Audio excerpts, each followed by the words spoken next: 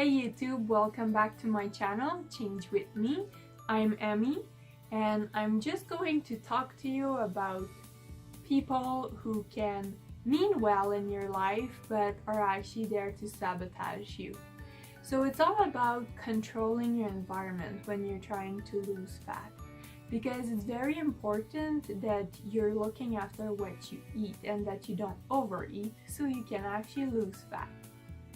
So I don't know if you work in an office and in the lunchroom there's all kind of goodies laying around and everybody pitch in and everybody can just take whatever they want. I know at my workplace, in the lunchrooms, that's how it goes. Chocolate, home-baked goodies that people just bring in, candy, all these delicious things that are kind of hard to just set your heart on not to have that day. It's really hard. One trick that I do use to help me from like snacking here and there at work is I always keep menthol gum with me. So like something very pepperminty, and I always chew on a piece of gum, because if you try to eat something very sugary after you just had a piece of gum, it tastes disgusting. So it always reminds me that like, do I really want to have that little chocolate here? It's gonna not taste that great, and if it doesn't taste that great, why would I want to put it in my body, right? Anyways, that's just one of my small tips and tricks.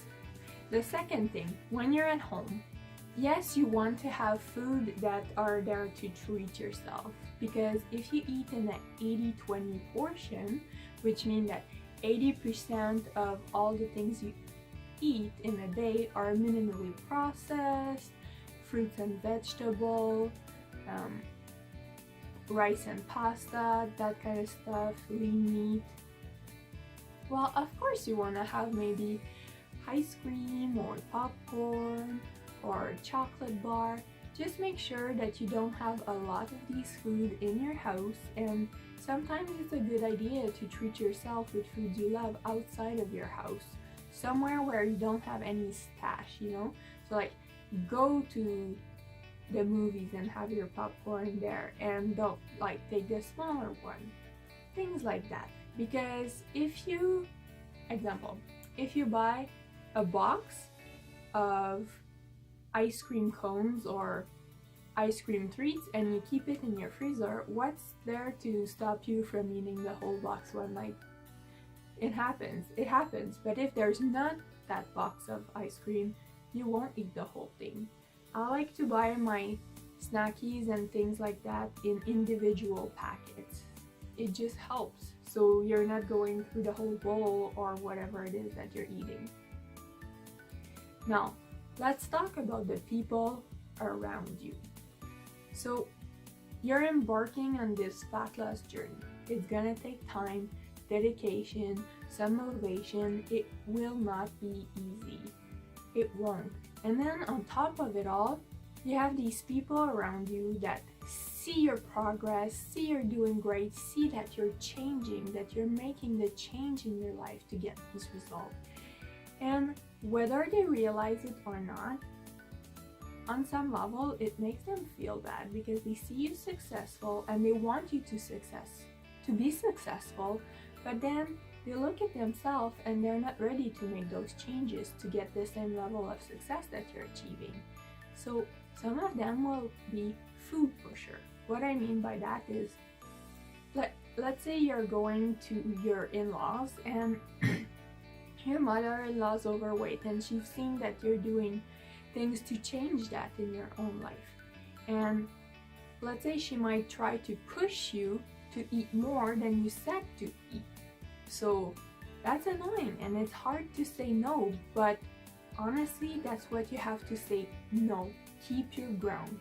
Or if it's like a treat, maybe you can say, yes, I'll have it, and then bring it home and give it to someone else.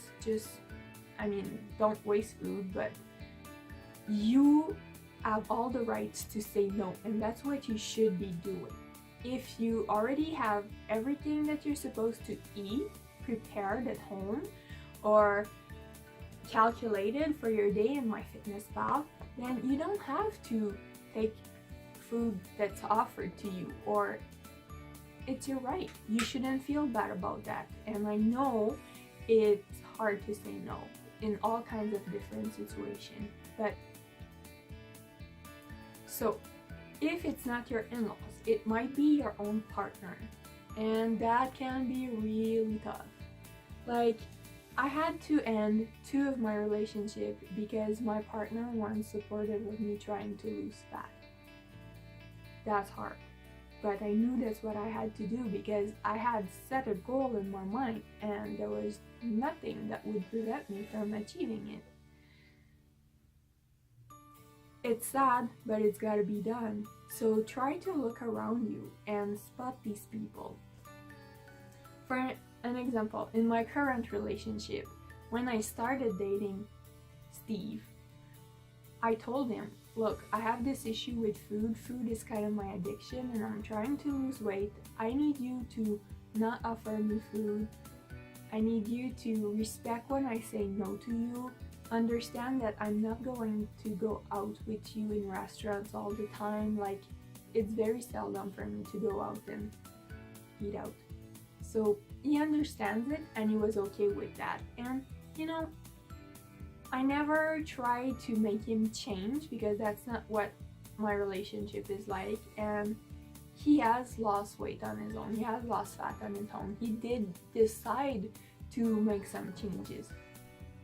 But I'm not gonna lie and say that it's always easy. You know, sometimes we're in bed watching Netflix and I don't have any macros left for the day. I can't eat anymore. And he's just like next to me there, snacking away on peanuts and all kind of delicious food, chips and dip, and it's life. I can't be mad at him for doing what he chose to do to himself. So I just keep some gum by my bedside and water, and I make sure I have a lot of calorie-free Jello in my fridge, so if I really need to have a little something sweet, well, I can munch on some Jello. It's filling, you know? You really have to keep those things in mind, to find a way to make it work, because you don't want to change everything at once, but you have to be careful. There's millions of things that are gonna come in your way of trying to lose weight. You know, in a month, how many birthday parties do you have to attend? How many times do you have to go out on lunch with a client maybe? And all these things. So be prepared. Be prepared. Like, there's this thing that say, fail to prepare, plan to fail. That's it.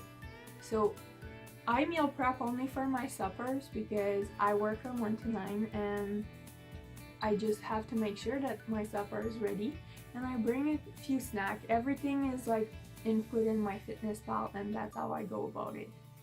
And I eat something before I go work out, something after my workout, and then I have my work snack at 2 o'clock, and then I eat again at 5 o'clock, and then I eat again when I get home at 9. That's a typical day for me, but you'll have to figure out what can be a typical day for you, and to be careful on the weekends, because that's usually where people are gonna fall out the track and consume so much calorie that it like take away the entire deficit that they've been able to accomplish during the week. Anyways, make sure that if you like the video, that you like it on YouTube. You may share it if you think it can help someone else you know, and subscribe on my Instagram. Till next time, don't forget, health is everything that you do. See ya!